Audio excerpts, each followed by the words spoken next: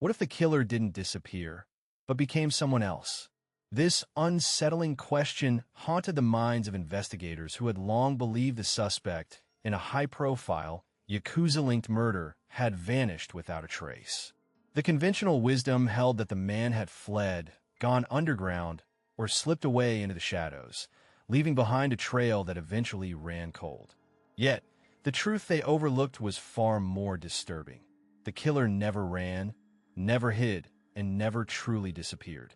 Instead, he simply stepped into a life that was already there, blending seamlessly into a world that seemed untouched by suspicion. At first glance, the case seemed straightforward.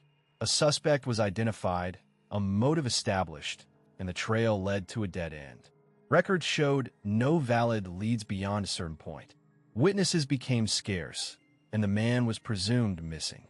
But as days turned into months, a chilling possibility emerged. What if the killer had used the most effective escape of all, assuming another person's identity? This wasn't an act of erasure, but a transformation. The man had not fled. He had stayed, living openly under a name and existence that investigators had accepted as genuine. The implications of this were profound. Identity, which law enforcement depends upon as the foundation for tracking suspects, was no longer a reliable anchor. Documents checked out, routines continued uninterrupted, and social roles remained intact. The person who occupied the life on paper was no longer the man they thought they were chasing. This wasn't just a case of a suspect slipping away. It was a case of identity itself becoming the escape route. Investigators found themselves trapped in a paradox. They followed a trail of names that made sense, backed by valid documentation. Background checks confirmed employment history, social interactions, even family ties. Yet beneath the surface, the truth was twisted. The real perpetrator was hiding in plain sight, protected not by shadows or distance, but by the very structures designed to confirm identity. The killer's survival depended on this substitution, a quiet takeover that dismantled the investigation's core assumptions. This case forced a reckoning within law enforcement circles. Was the suspect truly missing, or had they simply been replaced? The question tore at the fabric of criminal investigation, challenging the belief that disappearance meant absence. In the complex world of Yakuza crime, where loyalty and deception intertwine, the boundaries between presence and absence blur.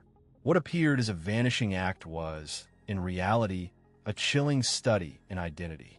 The killer had not vanished. He had become someone else.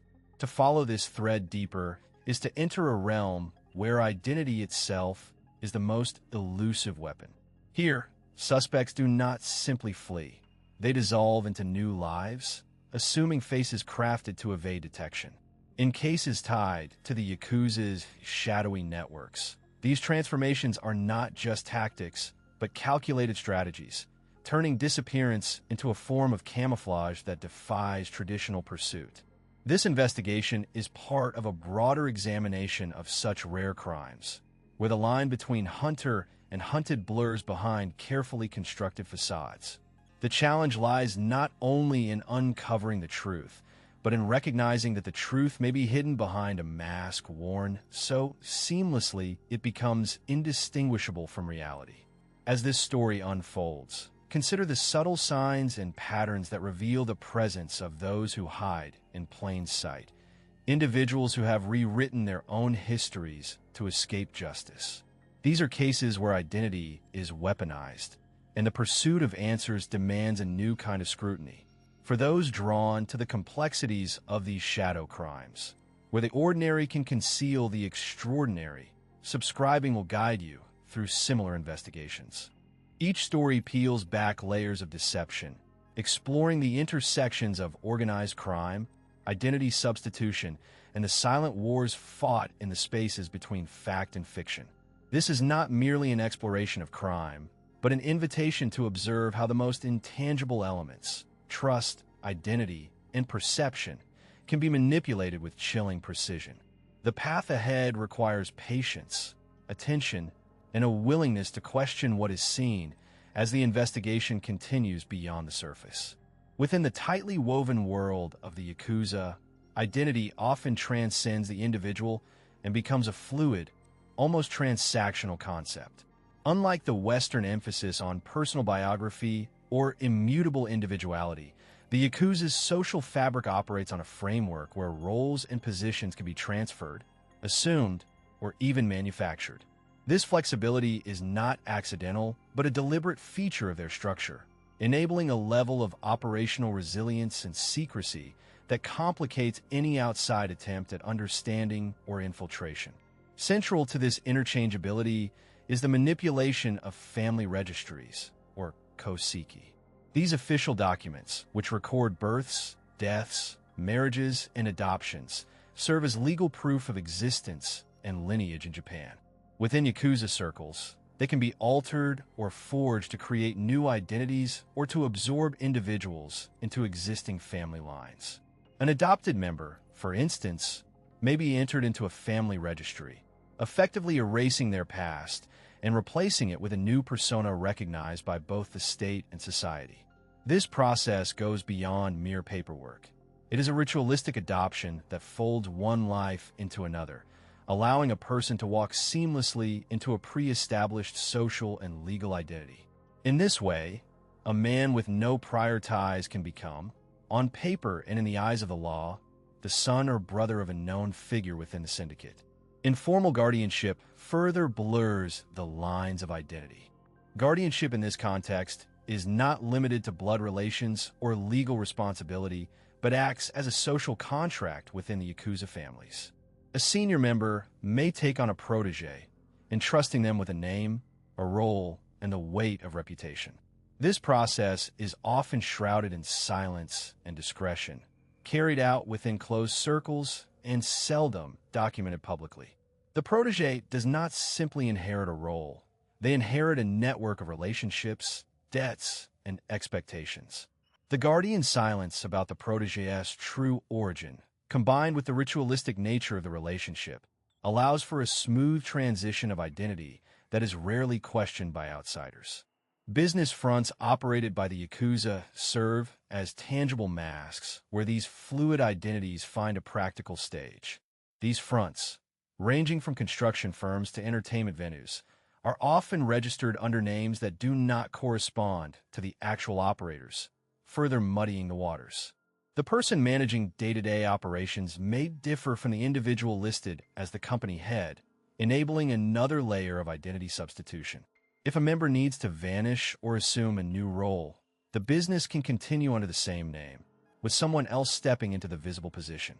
The front's legitimacy and routine operations provide a cover of normalcy, making the switch in personnel nearly invisible to external observers. Silence is the thread that holds these mechanisms together. The code of silence, or mokusatsu, is not mere loyalty. It is a strategic weapon. Talking about identities, pasts, or internal arrangements is forbidden, creating a collective amnesia that protects the syndicate from exposure. This silence extends beyond the organization to the communities they influence, where fear and respect suppress curiosity. Without questions asked, the replacement of one identity with another becomes not only feasible but expected. The lack of verification, coupled with the shared understanding that identity is a role rather than a fixed point, allows for a fluid interchange that can confound law enforcement and rival factions alike. In this environment, identity is stripped of its personal markers and recast as a series of social functions. A person is defined less by their individual history and more by the role they play within the family hierarchy, the business, and the code of conduct. This abstraction turns identity into a performance, a mask that can be worn by anyone trained to do so. Consequently, someone can step into another life with minimal disruption. Their speech, behavior, and affiliations are scripted and rehearsed, their past erased or rewritten, and their social position secured by legal documents and silent complicity. The result is a shadow network of interchangeable selves, where the true individual is often impossible to discern beneath layers of carefully constructed roles. The crime at the heart of this unfolding narrative transcended the mere physical act of taking a life. It was an erasure of a presence, a deliberate removal of an individual's social essence. The victim's disappearance was not simply about a body gone missing. It was about the absence left behind in the intricate web of relationships, routines, and roles that define their existence. When a person vanishes in such a manner, the ripples extend far beyond the immediate circle, unsettling the very fabric of community and identity. In this shadowed world, the victim was more than a name or an image. They were a node in a network of connections, a point of reference around which others oriented themselves. Their disappearance created a vacuum, an opening that was felt in conversations that grew hesitant, in gatherings that shifted unspoken expectations, and in the subtle recalibrations of trust and belonging. The crime effectively erased a social anchor, leaving those who once relied on this presence to navigate their own lives uncertain and unmoored. This absence was especially profound because it undermined the continuity of shared narratives. Memories once anchored by the victim's participation began to feel tenuous, as if the storyline itself had been edited to remove a key character. The victim's role in family histories, professional networks, and communal routines was suddenly missing, replaced by a silence that no explanation could fill. Their disappearance was a wound felt not only in grief, but in the destabilization of the collective understanding of who they all were. Moreover, the crime's impact stretched into the realm of identity itself. In a society where identities could be rehearsed, rewritten, and reassigned, the loss of a genuine individual disrupted the delicate balance maintained by these shadow exchanges. The victim's removal meant that a space opened for another self to step in, but this substitution could never fully replicate the nuanced presence of the original. The community was left grappling with the tension between the surface appearances of continuity and the deeper fracture of authenticity. Those left behind found themselves navigating a reality where the victim's absence was both an undeniable void and an unsettling invitation. It challenged assumptions about permanence and trust, highlighting how much of social life depends on the ongoing presence of others. The crime, therefore, was not confined to a single moment or location. It permeated the lives of many, altering how they related to one another and how they understood themselves. In this way, the crime operated on multiple levels: physical, social, and existential. It was a removal that went beyond death, stripping away the victim's role as a living participant in the world and replacing it with a shadow of loss and uncertainty. The reverberations extended into the daily rhythms of those connected to the victim, reshaping their interactions and casting long shadows over the spaces once filled by a familiar presence. Ultimately, this was a crime that disrupted more than a body. It disrupted a life's imprint on the social landscape, leaving behind a silence that spoke volumes about what had been lost and what might never be recovered. In the days that followed, the absence settled into routines with an almost eerie smoothness.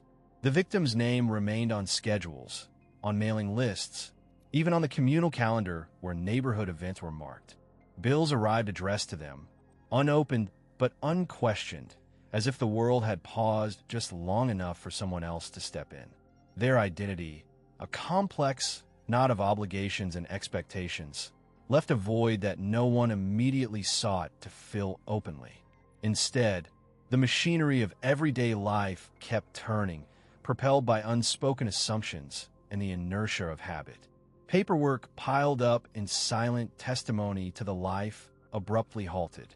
Insurance notices, subscription renewals, appointment reminders, all stacked neatly on desks and kitchen counters, untouched but still pressing. This was the realm where the victim's identity had anchored itself most firmly, a series of functional markers that defined their place in society. Each document was a thread in a web of responsibilities and roles, stretching from the mundane to the critical.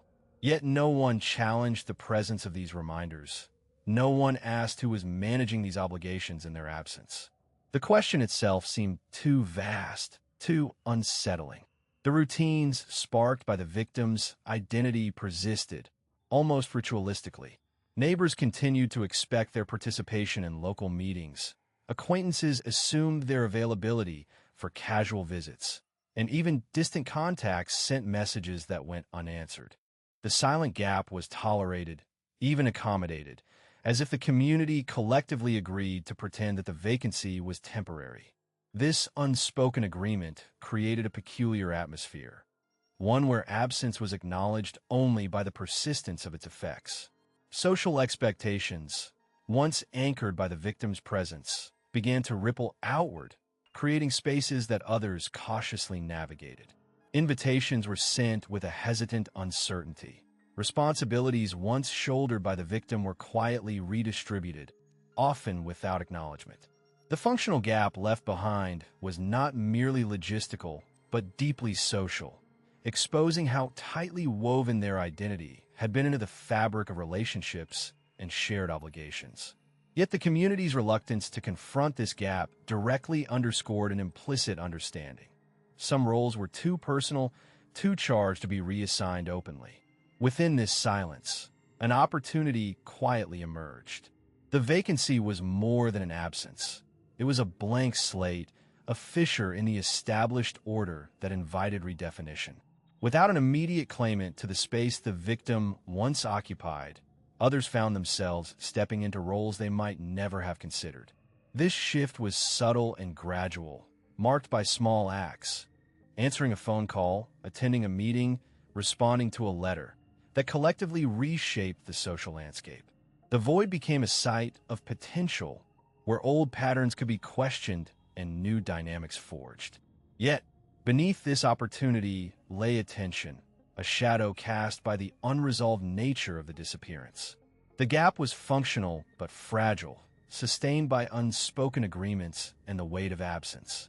Those who moved into the space left open did so cautiously, aware that the role carried with it echoes of loss and the ever-present question of what had truly been left behind. The victim's identity, though physically gone, continued to exert a quiet influence, shaping the ways others adapted and the contours of the evolving social order. In this way, the vacancy was both a wound and a doorway, a space where loss and possibility coexisted, where the silence of unanswered questions met the tentative steps of those willing to fill the void. The life left open was a testament to the complexity of absence, revealing how deeply a single identity could structure not only daily functions, but the very rhythms of connection and expectation.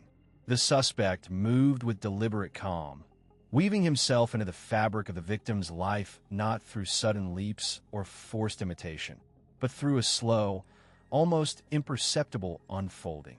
Each day, a subtle shift occurred, small habits adopted, familiar phrases echoed, gestures mirrored, not to mimic, but to belong.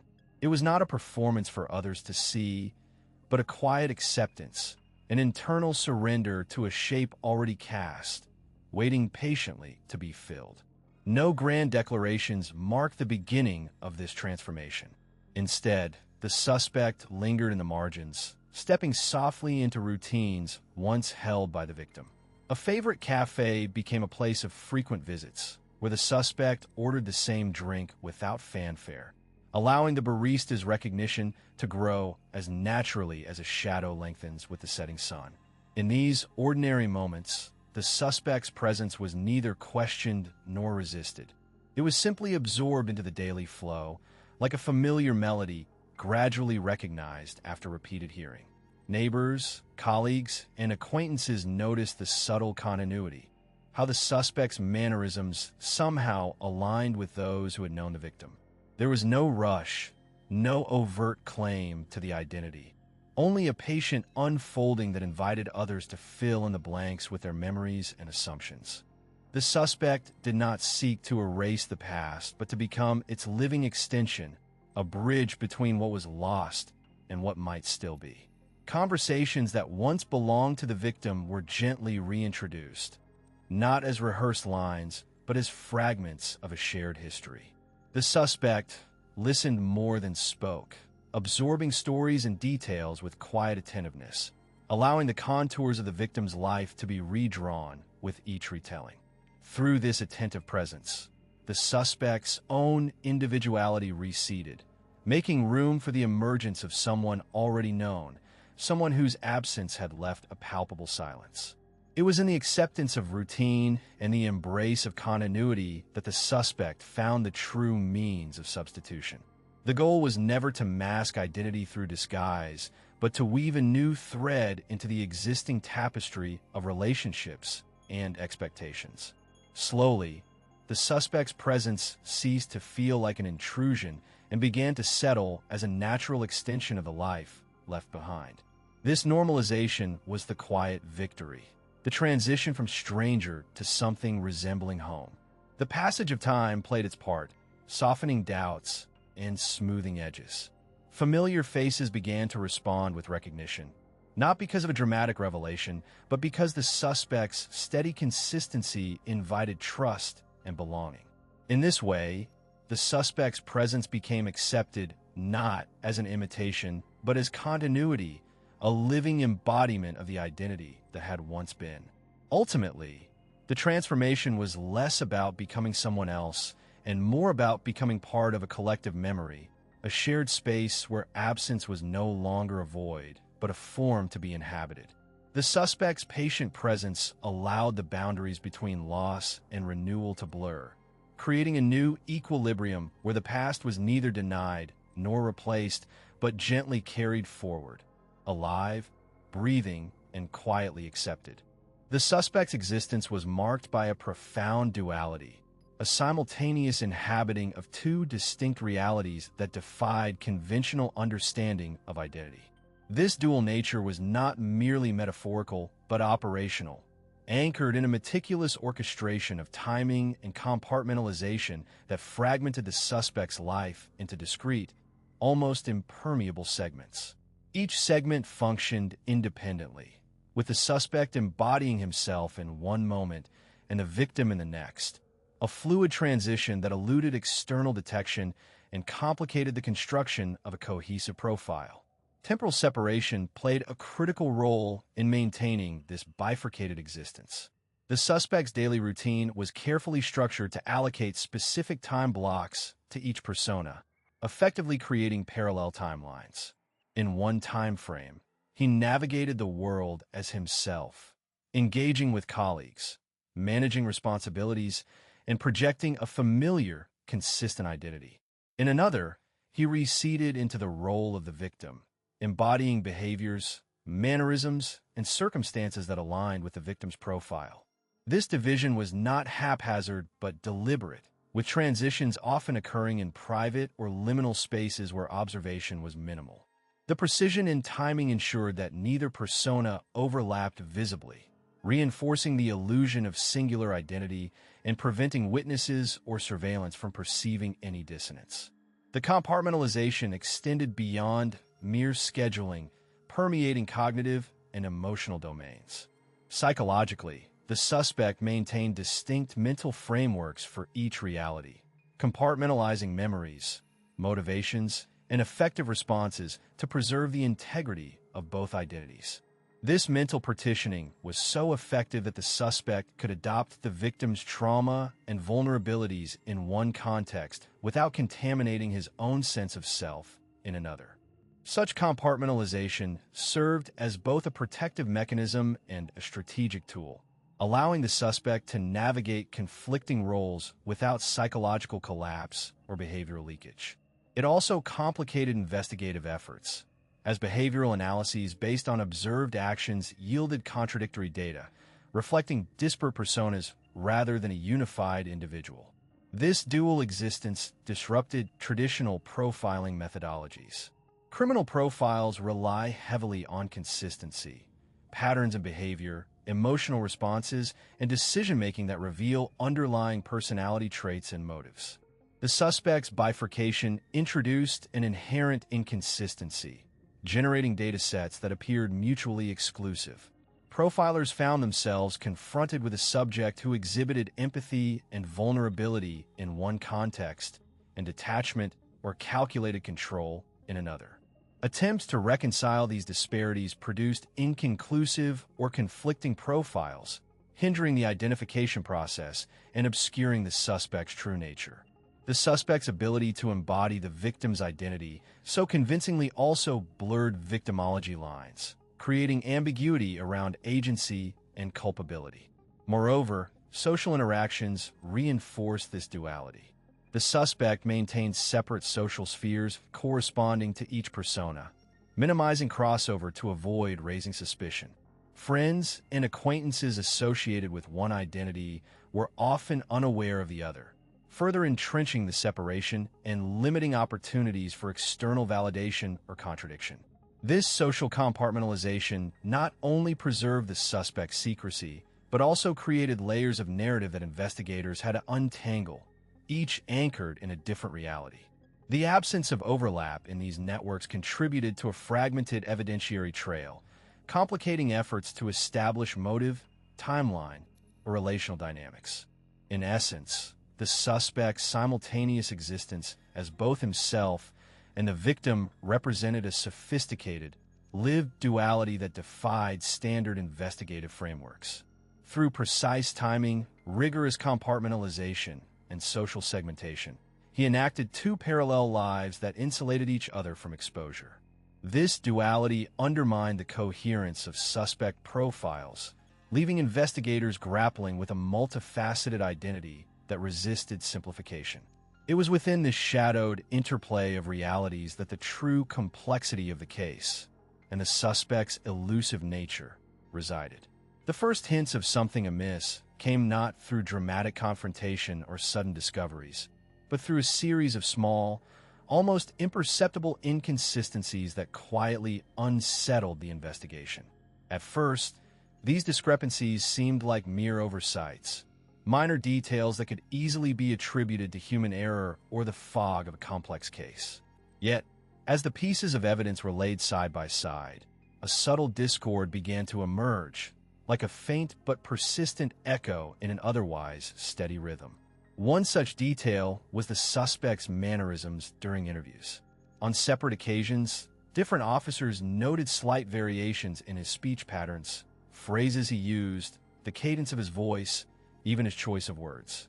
Nothing overt, nothing that screamed deception, but enough to raise an eyebrow among those trained to detect the faintest irregularities.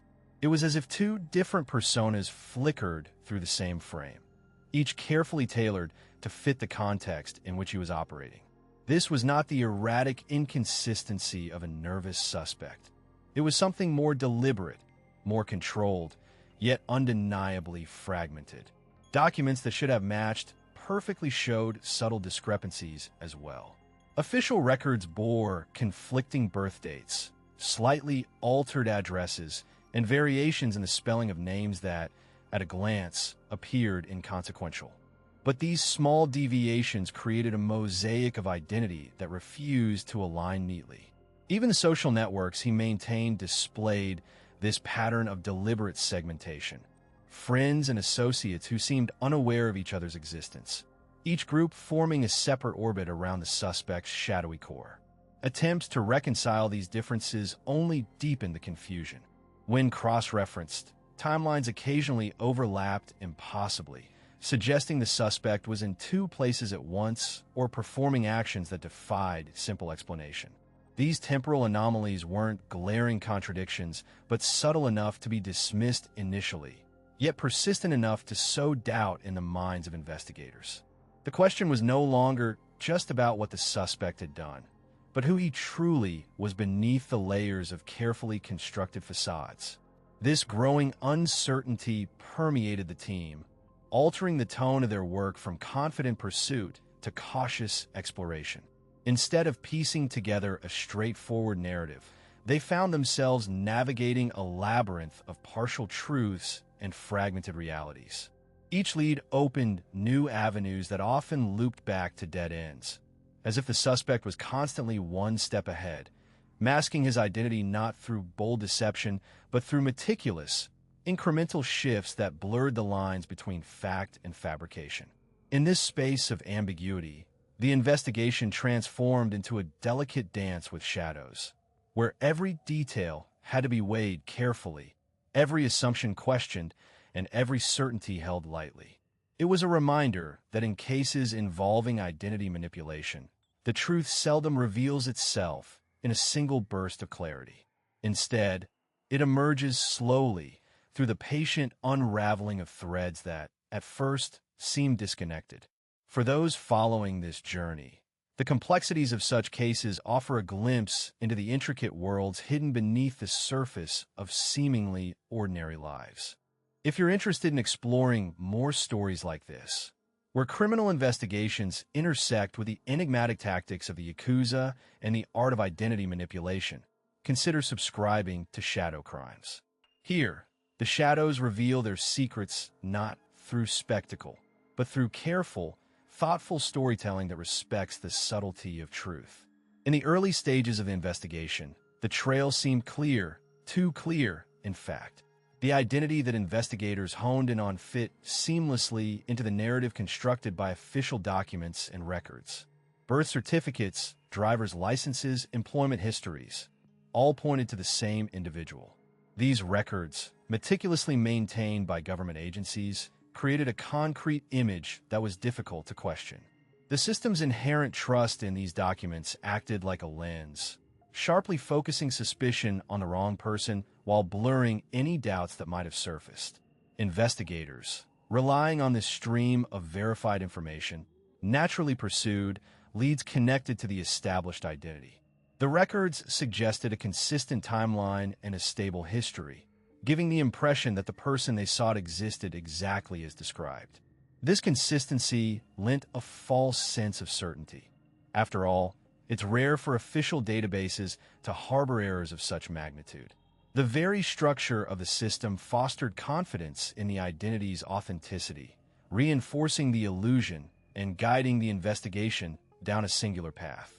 Compounding this was the way the individual's identity had been carefully crafted and embedded into various facets of officialdom. From Social Security registrations to tax filings, each piece of documentation was woven into a larger tapestry of legitimacy. This wasn't a case of simple clerical error. It was a deliberate, sophisticated substitution that exploited the system's reliance on paperwork over personal verification. By aligning the fabricated identity with real-world bureaucratic processes, the imposter's existence was, in effect, validated by the institutions meant to prevent such deceptions. The investigation, therefore, was shaped less by the concrete realities of the person's actions and more by the paper trail that seemed to define them. Law enforcement officers approached their task with professionalism and diligence, but the framework within which they operated left little room for skepticism about the identity's authenticity. The system's checks and balances, designed to streamline processes and ensure accuracy, instead became a double-edged sword, blinding the investigation to the cracks appearing beneath the surface. As a result, the focus remained fixed on the wrong individual for an extended period, diverting valuable resources and attention. Witness testimonies and circumstantial evidence that didn't quite align with the official narrative were often overshadowed by the overwhelming weight of documented proof. The investigators' approach, shaped and supported by the system's validation, inadvertently turned the wrong person into the prime suspect, even as subtle inconsistencies whispered of a deeper deception. This phenomenon underscores how deeply institutional trust in official records can shape, and sometimes distort, the course of an investigation. It highlights the vulnerability of relying predominantly on documentation and the challenges faced when appearances, reinforced by the system itself, mask a more complex truth. The truth, in this case, was not bound by the pages of a file, but concealed in the shadows beyond them, waiting for those willing to question the narrative that had seemed so certain. The case faltered not because there was an absence of events, but because the very fabric of truth unraveled under the weight of uncertainty. No concrete witness could step forward to confirm what had happened, and those who might have held pieces of the puzzle remained silent, ensnared by fear or resignation. The long stretches of time between alleged moments created fractures too wide to bridge with mere speculation. Memories blurred, details faded, and stories shifted, making any cohesive timeline impossible to establish. without a clear sequence. The core of the accusation became a shifting shadow rather than a fixed fact. Compounding this was the complex overlap of identities, faces and names that blurred together, sometimes deliberately obscured by layers of disguise or mistaken for others alike. The system's reliance on documentation, which had once seemed a beacon of certainty, instead became a labyrinth where names carried different meanings depending on who uttered them and where they appeared. The blurred boundaries between truth and fabrication fostered doubt rather than conviction. Each claim was met with counterclaims. Each piece of evidence questioned for authenticity or context, leaving the case suspended in an ever-widening void of ambiguity. Fear permeated the environment, silencing voices that might have brought clarity. Those connected to the case, whether by proximity or knowledge, chose silence over risk, wary of repercussions that could ripple through their lives. This collective reticence became an invisible barrier, shielding truths that might have otherwise pierced through the fog. Without testimony, without corroboration, the foundation of proof crumbled, revealing how fragile the pursuit of justice can be when it depends on courage that is too costly to summon. In the absence of decisive evidence, the prosecution's narrative lost momentum. The shadows of doubt multiplied, turning each argument into a question instead of a statement. What initially appeared as a straightforward path toward resolution dissolved into a maze of uncertainties, where every attempt to pin down facts only loosened their hold. This collapse under ambiguity was not a failure of the law itself, but a testament to the complexity of human experience, where certainty is often an illusion and silence can speak louder than words. Ultimately, the case remained unresolved not for a lack of will, but because the elements required to prove it beyond doubt simply did not exist. The truth, veiled by time, fear, and indistinct identities, stayed out of reach, leaving behind only the echo of what might have been. In this liminal space, justice found no foothold, and the story became a reminder that some limits are defined not by law, but by the human condition itself. The unsettling reality is that the killer was never truly gone. He didn't vanish into thin air or escape across distant borders.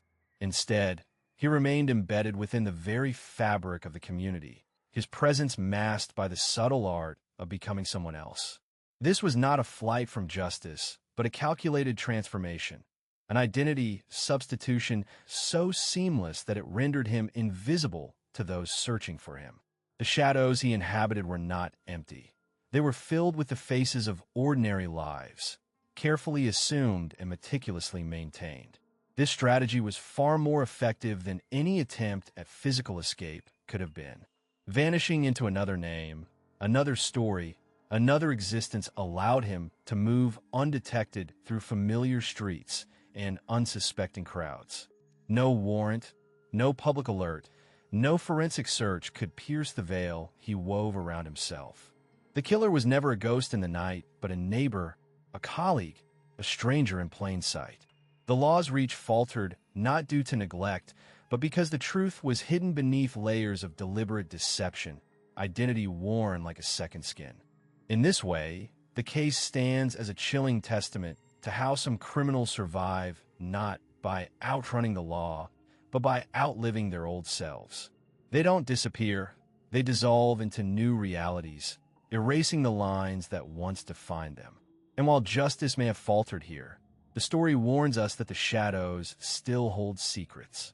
They warn us to question the faces we trust, to look beyond the surface, and to remember that some killers never really leave. They simply learn to live among us, unseen and unchallenged. If you thought this story ended here, you're wrong. The darkness stretches further, revealing others who have mastered the art of survival through transformation. Watch the next Shadow Crimes video and step into the unsettling world of criminals who don't run. They become someone else entirely. But be warned, once you glimpse the truth of what it means to vanish in plain sight, you may never look at the world the same way again.